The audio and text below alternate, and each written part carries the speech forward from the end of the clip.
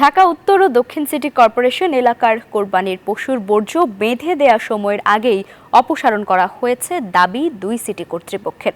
সংস্থা দুটির জনসংযোগ কর্মকর্তারা জানান ৮ থেকে ৯ ঘন্টায় সব বর্জ্য অপসারণ করা হয়েছে।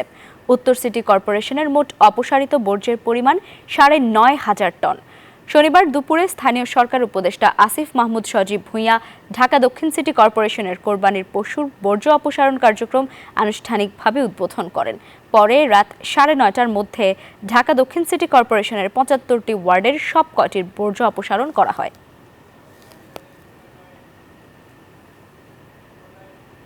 বান্ডেল থাকলে প্রতি সেনমানিতে টাকা বাঁচবে। বিকাশ সেনমানি বান্ডেল কিনে জিতুন প্রতি লেনদেনে।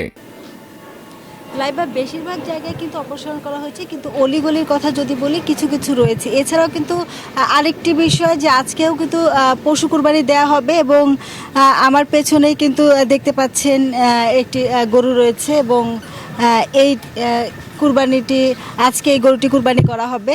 পাশাপাশি যদি আমি বলি যে আপনি যেটি বলছিলেন যে দুই সিটি কর্পোরেশন ১২ ঘন্টার মধ্যে বর্জ্য অপসারণ করবে বলেছিল এবং তারা কিন্তু সেই বেঁধে দেওয়া সময়ের মধ্যে কিছু কিছু জায়গায় কিন্তু বর্জ্য অপসারণ সম্পন্ন হলেও অলিগলিতে রয়ে গেছে। এবং আরেকটি বিষয় কিন্তু গতকালকে যেহেতু ঝুম বৃষ্টি ছিল, সেই বৃষ্টিতে কিন্তু অনেকটাই বর্জ্য আসলে বৃষ্টির পানিতে ধুয়ে গেছে। এছাড়া সিটি কর্পোরেশনের দুই সিটি কর্পোরেশনের ২,০০০-এরও বেশি পরিচ্ছন্নতা কর্মী যেহেতু কাজ করেছেন এবং তাদের ছুটি বাতিল করা হয়েছে।